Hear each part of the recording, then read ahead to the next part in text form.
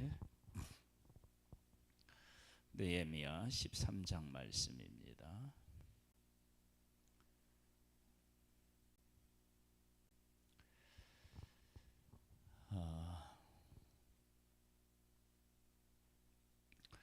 하나님의 사람이 하나님의 일을 할 때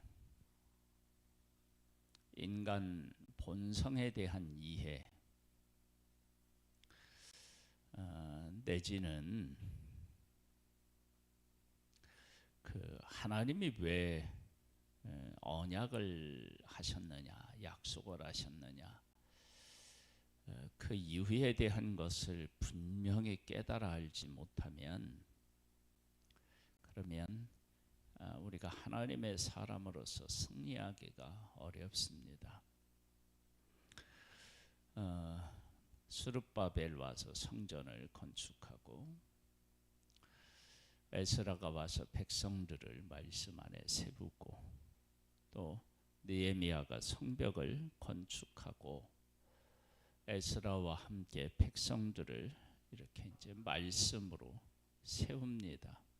그리고 하나님 앞에 큰 제사를 드리고 큰 기쁨이 하나님의 백성들에게 있었습니다. 회복이 된 거죠. 이렇게 이제 회복되고 나면 그 다음에 하나님과 함께 복된 삶을 살았다. 옛날에 우리 그 만화에 나오는 것처럼 그러면 얼마나 좋겠습니까마는 그렇게 큰 제사를 드리고 큰 기쁨과 즐거움 그리고 감사가 있었던 하나님의 백성들이 다시 타락을 합니다. 이런 문제는 죄인인 우리들에게 있어서 벗어날 수 없는 그 모습이다. 그러니까 아무리 큰 일을 하고 아무리 큰 일을 경험하고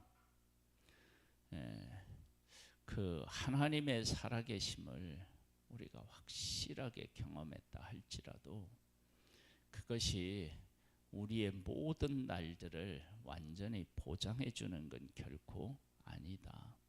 한번 볼까요? 그날 모세의 책을 낭독하여 백성에게 들렸는데 그 책에 기록하기를 암몬 사람과 모압 사람은 영원히 하나님의 총회에 들어오지 못하리니 이는 그들이 양식과 물로 이스라엘 자손을 영접하지 아니하고 영접했었는데 했어야 되는데 아니한 거예요. 도리어 발람에게 뇌물을 주어 저주하게 하였습니다. 그러나 우리 하나님이 그 저주를 돌이켜 복이 되게 하셨다 하였는지라. 하나님의 백성이 지금 약속의 땅을 향하여 나아가고 있는데 그런데 그 약속으로 나아가는 일을 막은 사람, 저주한 사람 그런 사람은 하나님의 총회에 영원히 들어오지 못한다. 그래서 어떻게 했느냐 3절에 보면 백성이 율법을 듣고 곧 섞인 무리를 이스라엘 가운데서 모두 분리하였느니라. 그 얘기를 듣고 그러면 하나님의 말씀에 순종해야지. 그리고 다 분리해낸 거예요. 그러니까 하나님의 총회가 거룩한 총회가 된 것입니다. 그런데 어떤 일이 있었느냐? 이전에 우리 하나님의 전에 방을 맡은 제사장 엘리하십이 도비아와 연락이 있었으므로 하나님의 전 방을 맡은 제사장과 누구냐면 이 도비아라고 하는 사람은 암몬 사람입니다. 이 사람이 하고 연락이 있었다. 그 얘기는 친분이 있었고 친하게 지냈다. 뭐 그렇게 해석할 수 있잖아요. 있었는데 도비아를 위하여 한 큰 방을 만들었으니 그 방은 원래 소재물과 유황과 그릇과 또 레이 사람들과 놀이하는 자들과 문지기들에게 11조로 주는 곡물과 새 포도주와 기름과 또 제사장들에게 주는 거제물을 두는 곳이라. 그러니 이런 것들을 두는 곳이니까 방이 얼마나 컸겠어요. 그 방을 도비아를 위해서 내준 거예요. 그것도 제사장이 암몬 사람, 여기 보면은 그 암몬 사람과 모압 사람이 영원히 총회에 들어오지 못하리라 하고 분리했는데, 그런데 그러한 일이 다시 있는 거예요. 그러니까 이것이 하나님은 분명히 70년 만에 돌아오게 하겠다고 하신 약속을 지키셔서 큰 제사도 드리고 정말 모든 백성이 즐거워하는 그 회복을 하나님은 완벽하게 이루셨어요. 그리고 백성들도 하나님의 말씀을 듣고 그 말씀대로 살겠다고 암몬과 모압 사람들을 다 내보냈어요.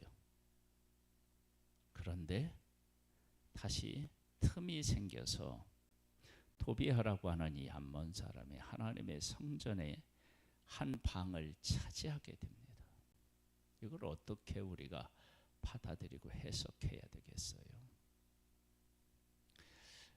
이런 문제는 단순히 이스라엘 백성들이 우리보다 훨씬 악해서 그렇다 그런 것이 아니라 우리가 살아가는 삶의 모든 현장에서 일어날 수 있는 일입니다. 그러니까 교회적으로 아무리 큰 일을 하고 성령의 충만함을 받아도 그 가운데 또 문제는 여전히 안고 가야 되는 거예요. 초대교회 얼마나 성령이 충만했습니까? 자기 것을 자기 것으로 여기지 않았죠.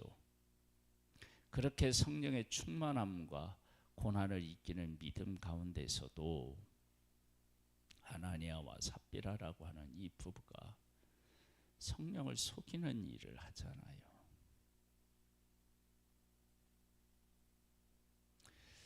이런 문제를 놓고 우리가 무엇을 생각해 봐야 되느냐 그러면, 우리는 하나님과 함께 약속을 이루어도 그 약속이 하나님에 의하여서 이루어진 것이며, 우리는 그 약속 위에 견고하게 서서 그 약속을 따라 살아가는 일이 정말로 힘들고 어렵습니다. 한번 좀 더 보다가 우리 더 말씀을 이어가 볼게요. 그때 해는 내가 예루살렘에 있지 아니하였느니라.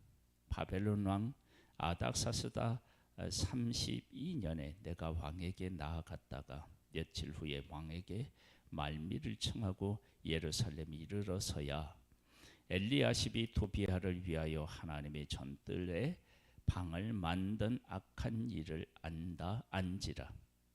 내가 심히 근심하며 도비아의 세간을 그 방 밖으로 다 내어 던지고 명령하여 그 방을 정결하게 하고 하나님의 전에 그릇과 소재물과 유향을 다시 그리로 들여 놓았느니라. 이 도비아는 앞에 그 에스라하고 느헤미야 지금 이게 보는데, 그 보면은 이 도비아가 뭐 하는 사람이었죠? 방해하는 사람이었잖아요. 근데 방해하는 사람이었는데 어떻게 이 방을 차지했을까요? 여러분, 이런 문제는 우리가 조금만 더 생각해 보면, 이 사람들이 처음에 그 스룹바벨에 와서 성전을 건축한다고 할 때 어떤 반응을 보였죠? 우리도 성전 건축에 함께 하겠다 그랬잖아요. 그런데 안 된다 그랬죠. 그렇죠? 너희들은 참여할 수 없다. 이런 부분에 대해서 우리가 명확하게 기준을 가지고 깨어있지 않으면 이게 혼란스러운 거예요. 그러면 이제 도비아 입장에서는 이렇게 이야기할 수 있어요. 성전이 건축되고 다 했어요. 방해가 심했어요. 그런데 내가 스룹바벨이 왔을 때 성전 건축하는 일에 함께 하겠다고 했다. 그리고 이들이 오기 전에 이 모든 것들에 대한 책임을 누가 지고 이끌었었느냐? 그럼 우리가 했다. 그렇게 말할 수 있겠죠. 그것을 치적으로 얘기할 수 있어요. 그리고 지금 이제 이 제사장이 도비아 편에 선 것은 우리가 그냥 쉽게 생각해 보면 친분이 있다. 뭐 그것 가지고만 되겠어요?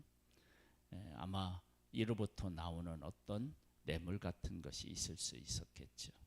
그러니까 도비아도 자기를 포장하려면 포장할 수 있는 것들이 있었다고요. 왜냐하면 스룹바벨이 오기 전에는 예루살렘에 대해서 영향력을 끼쳤던 사람이 도비아죠. 그리고 성전을 지을 때 짓겠다고 했죠. 함께 하겠다고. 그러면 이 도비아라고 하는 사람이 이런 것들을 내세울 수도 있다고요.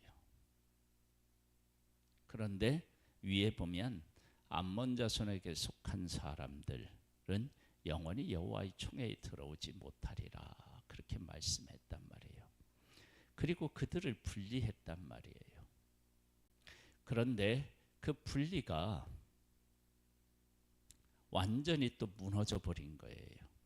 그런 것을 생각해 보면 이 도비아의 방을 마련해 놓은 것이 얼마나 큰 죄인지 어리석은 일인지를 알 수 있는데, 그런데 도비아가 자기를 포장하면 또 한편으로는 이해도 할 수 있는 일도 됩니다.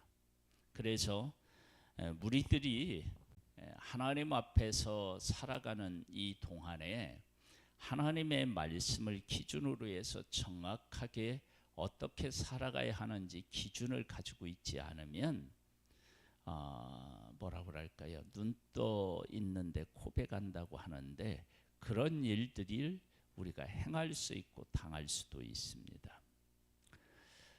10절입니다. 내가 또 알아본즉 내 사람들이 받을 몫을 주지 아니하였으므로 그 직무를 행하는 레위 사람들과 노래하는 사람들이 각각 자기 밭으로 도망하였기로. 그러면 도비아만 방을 마련한 것이 아니고 여기에 이 그 도비아에게 내준 방은 제사장들을 위해서 곡물이라든지 이런 것들을 다 저장해 놓던 방이 아니었어요. 근데 그 방을 줘버리니까 하나님의 백성들이 제사장뿐만 아니라 백성들까지도 하나님의 제사장들을 제사장으로 제대로 여기지 않고 레인들을 레인으로 정확하게 대우하지 않았음을 알 수 있잖아요. 그래서 자기 직무를 행할 수가 없게끔 되었던 거예요. 그런데 이럴 때 하나님의 사람들이 어떻게 그 방해하는 사람들과 맞설 수 있는 힘이 없었다는 거예요. 그러니까 이게 지금 참 답답하고 한심한 상황이 된 거예요.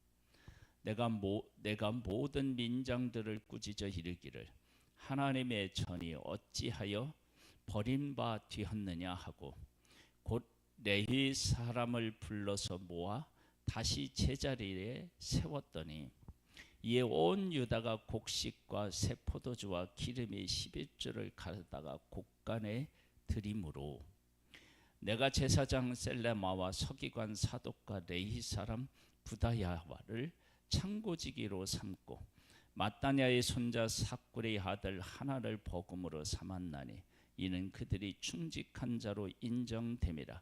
그 직분은 형제들에게 분배하는 것이었느니라. 도비아에게 방을 줬어요. 하나님의 백성들이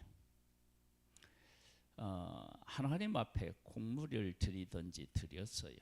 그런데 이것을 보관할 장수가 없다 그러면 그 드린 것이 함부로 취급되었겠죠. 그렇죠?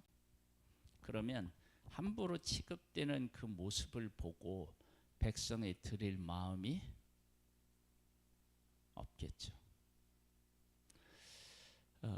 그래서 도비아에게 방을 내준 일이 얼마나 크게 하나님의 백성을 무너뜨릴 수 있었는지를 볼 수 있습니다. 그런 악한 일이었는데 그것이 포장되어서 하나님의 전에서 곡간으로 사용됐던 것들을 원수에게 내주는 일이 생긴 것입니다.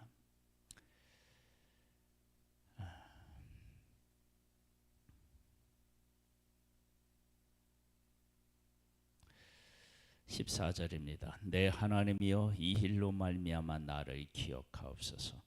내 하나님의 전과 그 모든 직무를 위하여 내가 행한 선한 일을 도말하지 마옵소서. 우리가 이제 그 하나님의 일 할 때 우리가 이제 항상 기준으로 삼아야 되는 일이 뭐냐 그러면 예수님이고요. 예수님의 십자가예요. 하나님은 하나님의 백성에게 메시아를 보내줄 것을 약속하셨고 메시아를 정말로 보내주셨어요. 그런데 이 메시아를 하나님의 백성이 어떻게 대했느냐? 종교 지도자들은 메시아를 핍박하고요, 박해했고, 그리고 백성들은 자신의 육신의 필요를 채워줄 때는 구름대처럼 모여서 따랐어요.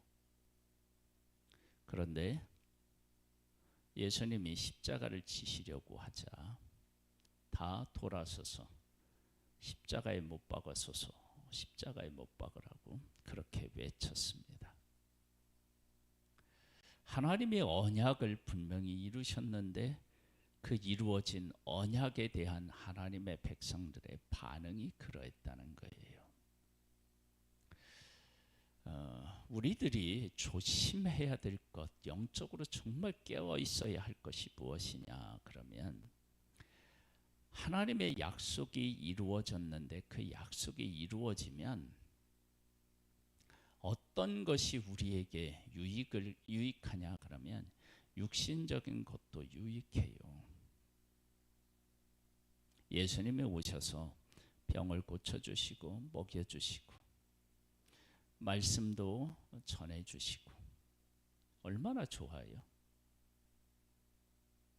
그런데 예수님이 이 땅에 오신 것은 죄와 사망의 권세에서 우리를 구원하러 오셨고 그분은 고난의 길을 가셔야 돼요. 그 고난의 길에 함께 할 때 예수님을 부인하지 않고 예수님을 인정하고 따를 수 있는데, 그런데 사람들의 마음속에는 메시아는 로마의 속박에서 자신들을 구원해내서 이 땅에서 영원한 하나님의 나라처럼 보이는 이스라엘 나라를 세워서 하나님이 통치하시는 그런 나라로 생각했던 거예요. 달랐죠. 하나님의 백성들도 아마 그와 비슷한 생각을 바벨론의 포로에서 돌아왔을 때 하고 있었을지도 모릅니다.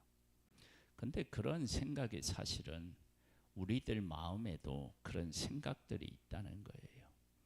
하나님의 귀한 약속들이 이루어질 때 그 약속의 본질을 생각하고 그 약속 안에 반듯하게 서야 되는데, 든든하게 서야 되는데, 반석 위에 서야 되는데, 그런데 그것이 육신적인 것들로 나도 모르는 순간에 변해가는 것입니다. 그러면 어떻게 되느냐? 타락의 길로 가는 거예요. 지금 그런 것을 하나님의 백성들에게서 보게 되는 것입니다. 15절입니다. 그때 내가 본 중 유다에서 어떤 사람이 안식일에 슬투를 밟고 곡식단을 나귀에 실어 운반하며 포도주와 포도와 무화과와 여러 가지 짐을 지고 안식일에 예루살렘에 들어와서 음식물을 팔기로 그날에 내가 경계하였고 또 두루 사람이 예루살렘에 살며 물고기와 각양 물건을 가져다가 안식일에 예루살렘에서도 유다 자손에게 팔기로 내가 유다의 모든 귀인들을 꾸짖어 그들에게 이르기를 내가 어째 이 악을 행하여 안식일을 범하느냐 너희 조상들이 이같이 행하지 아니하였느냐 그래서 우리 하나님이 이 모든 재앙을 우리와 이 성읍에 내리신 것이 아니냐 그럼에도 불구하고 너희가 안식일을 범하여 진노가 이스라엘에게 더욱 심하게 임하도록 하는도다 하고 느헤미야가 보는 지금의 현실의 삶의 모습과 그들이 생각하는 것하고는 너무나도 많이 다른 것을 알 수 있습니다. 우리가 성령이 충만하다, 내가 하나님 안에 서 있다라고 할 때 그 성령의 충만함은요, 어떤 한 문제를 하나님 안에서 막 기가 막히게 해내는 것, 그것이 성령 충만의 모범이 아니고요. 성령 충만은 하나님의 말씀을 기준으로 하여서 그 말씀 안에 서 있는 것입니다. 그 말씀에 순종하는 거예요. 지금 하나님의 백성은 성전을 세웠고요, 성벽을 세웠고요, 또 말씀 앞에서 서서 제사를 또 드렸어요. 그런데 말씀이 기준이 되어서 그들의 삶을 정확하게 보고 그 말씀 안에서 순종하며 살아가는 일은 제대로 안 됐던 거예요. 그래서 허물어졌어요. 우리가 하나님의 말씀을 제대로 이해하고 그 말씀 안에 서 있지 않으면 언제든지 무너집니다. 에덴 동산에서도 선악을 알게 하는 나무의 열매를 먹으면 반드시 죽는다라고 하는 하나님의 말씀이 있었음에도 불구하고 그 말씀 안에 서 있지 못하니까 유혹을 받아서 선악을 알게 하는 열매를 따먹는 것입니다. 그런 일들은 지금도 우리에게 있을 수 있습니다. 그러니까 우리가 하나님 나라, 하나님 안에 견고하게 우리가 서려면 하나님이 의도하시는 뜻과 목적이 어디에 있는지를 분명히 말씀 안에서 깨달아 알고 그것을 추구하고 있어야만 가능한 거예요. 19절입니다. 안식일 전 예루살렘 성문에 어두워져 갈 때에 내가 성문을 닫고 안식일이 지나기 전에는 열지 말라고 나를 따르는 종자 몇을 성문마다 세워 안식일에 아무 짐도 들어오지 못하게 하였으므로 짐꾼들과 각양 물건 파는 자들이 한두 번 예루살렘 성 밖에서 참으로 내가 그들에게 경계하여 이르기를 너희가 어찌하여 성 밑에서 자느냐 다시 이같이 하면 내가 잡으리라 하였더니 그 후부터는 안식일에 그들이 다시 오지 아니하였느니라. 내가 또 레위 사람들에게 몸을 정결하게 하고 와서 성문을 지켜서 안식일을 거룩하게 하라 하였느니라. 내 하나님이여 나를 위하여 이 일도 기억하옵소서. 주의 크신 은혜대로 나를 아끼시옵소서. 그때 내가 또 본즉 유다 사람이 아스돗과 암몬과 모함 여인을 맞아 아내로 삼았는데 그들의 자녀가 아스돗 방언을 절반쯤은 하여도 유다 방언은 못하니 그 하는 말이 각 족속의 방언이므로 내가 그들을 책망하고 저주하며 그들 중 몇 사람을 때리고 그들의 머리를 뽑고 이르되 너희는 너희 딸들을 그들의 아들들에게 주지 말고 너희 아들들이나 그들을 위하여 너희의 딸을 데려오지 아니하겠다고 하나님을 가리켜 맹세하라 하고 또 이르기를 옛적에 이스라엘 왕 솔로몬이 이 일로 범죄하지 아니하였느냐? 그는 많은 나라 중에 비길 왕이 없이 하나님의 사랑을 입은 자라. 하나님이 그를 왕으로 삼아 온 이스라엘을 다스리게 하였으나 이방 여인이 그를 범죄하게 하였나니 너희가 이방 여인을 아내로 맞아 이 모든 큰 악을 행하여 우리 하나님께 범죄하는 것을 우리가 어찌 용납하겠느냐? 성전이 다른 용도로 사용되고요. 안식일이 아니었고요. 안식일이 무너졌고요. 또 가정도 하나님의 말씀대로 제대로 서 있지 못하고 이방인과 결혼하는 일이 있었어요. 한번 보세요. 하나님께서 하나님의 백성들을 70년 만에 회복하게 하셨다고 해서 이방인과 결혼한 사람들을 단절시키고 내쫓았음에도 불구하고 다시 이런 일이 생기잖아요. 왜 이런 일이 생기느냐? 간단해요. 내가 하나님 말씀 안에 서 있지 않아서 그래요. 그게 기준으로 안 돼서 그래요. 그러니까 하나님께서 일하실 때 어떤 의도와 목적으로 그 일을 하고 계시는지를 분명히 깨달아 알지 못하면 엄청난 회개와 엄청난 역사를 경험했다 할지라도 그것이 한순간에 지나지 않는다라고 하는 것입니다. 28절에 보겠습니다. 대제사장 엘리야십의 손자 요야다의 아들 하나가 호른 사람 산발락의 사이가 되었으므로 내가 내 헛조차 나를 떠나게 하였느니라. 내 하나님이여 그들이 제사장의 직분을 더럽히었고 제사장의 직분과 레위 사람에 대한 언약을 어겼사오니 그들을 기억하옵소서. 내가 이와 같이 그들에게 이방 사람을 떠나게 하여 그들을 깨끗하게 하고 또 제사장과 레위 사람의 반열을 세워 각각 자기 일을 맡게 하고 또 정한 기한에 나무와 처음 익은 것을 드리게 하였사오니 내 하나님이여 나를 기억하사 복을 주옵소서. 그렇게 해놓고 느헤미야가 누구를 향하여 기도를 하느냐? 하나님을 향하여 기도합니다. 이것은 이제 의미가 큰 거예요. 왜? 하나님의 백성들에게서 진정한 소망을 발견할 수 없었던 거예요. 그러니까 어떻게 해요? 하나님께서 나의 이와 같은 삶을 보시고 은혜를 베풀어 주시기를 간구하고 있어요. 이런 문제는 우리에게 무엇을 지금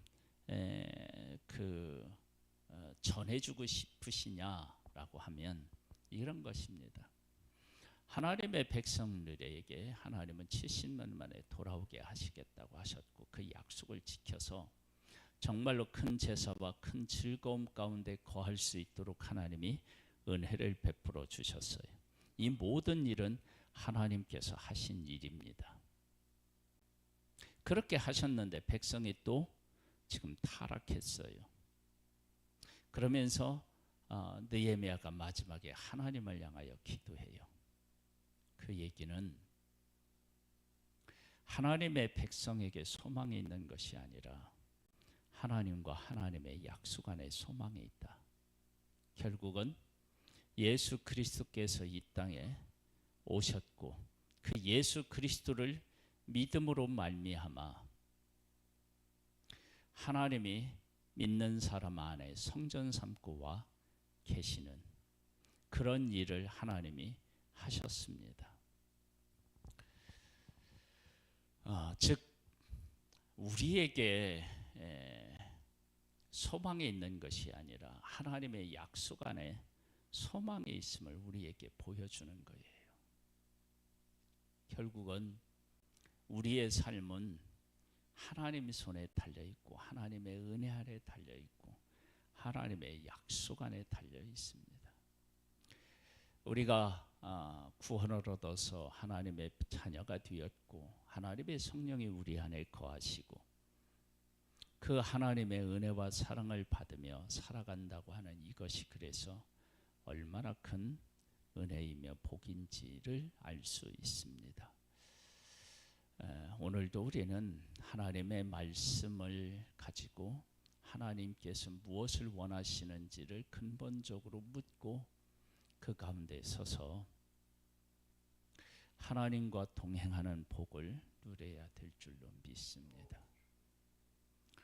하나님 아버지, 70년 만에 회복한 백성들이 큰 제사와 큰 즐거움을 경험했음에도 불구하고 다시 타락합니다. 하나님의 의도와 뜻을 제대로 헤아리지 못한 것이며 하나님 안에 있을 때 어떤 복을 받아 누릴 수 있는 것인지, 이 세상에서 가장 귀한 복과 가장 풍성한 복은 하나님 안에 거하는 것인 것을 깨달아 알지 못했던 것입니다. 아버지 하나님, 우리에게 은혜 위에 은혜를 더하여 주셔서 하나님이 어떤 하나님이신지, 하나님이 우리에게 어떤 것을 주시고자 하는 것인지, 우리에게 우리와 함께 무엇을 이루기를 원하시는지를 성령 안에서 바르게 깨달아 하였고 말씀 안에서 바르게 깨달아 알아서 그 한데 거하는 반석에 집을 지은 지혜로운 사람 같은 삶을 살아가는 하나님의 사람이기를 소망합니다. 주여, 성령으로 우리를 돌보시고 이끌어 주옵소서. 예수님의 이름으로 기도드립니다. 아멘. 하늘에 계신 우리 아버지여, 이름이 거룩히 여김을 받으시오며 나라에 임하옵시며 뜻이 하늘에서 이룬 것 같이 땅에서도 이루어지리이다. 오늘날 우리에게 일용할 양식을 주옵시고 우리가 우리에게 죄 지은 자를 사하여 준 것 같이 우리 죄를 사하여 주옵시고 우리를 시험에 들게 하지 마옵시고 다만 악에서 구하옵소서. 대개 나라와 근세와 영광이 아버지께 영원히 있사옵나이다. 아멘.